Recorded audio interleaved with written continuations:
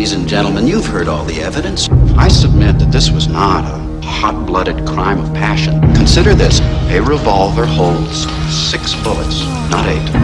That means that he fired the gun empty and then stopped to reload. By the power vested in me by the state of Maine, I hereby order you to serve 2 life sentences back to back. 1 for each of your victims. So be it.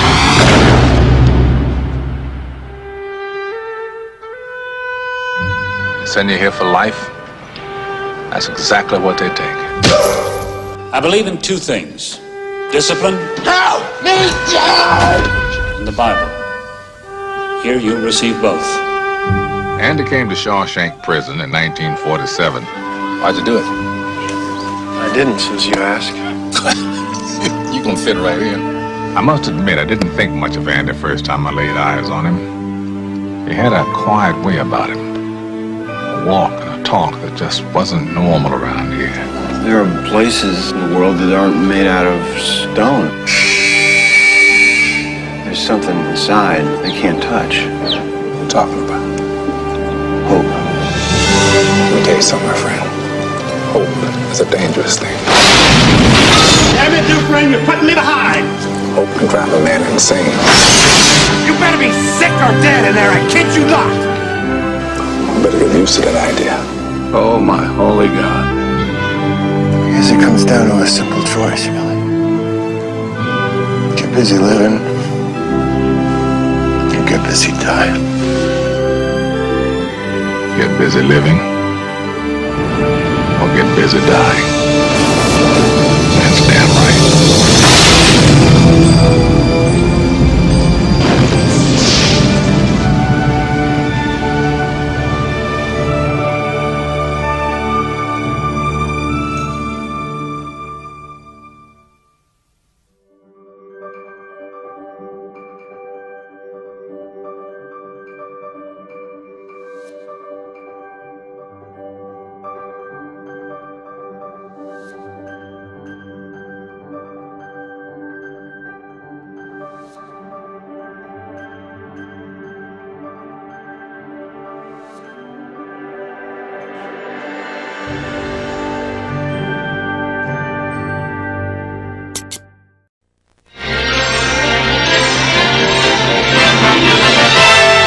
And now we're pleased to bring you our feature presentation.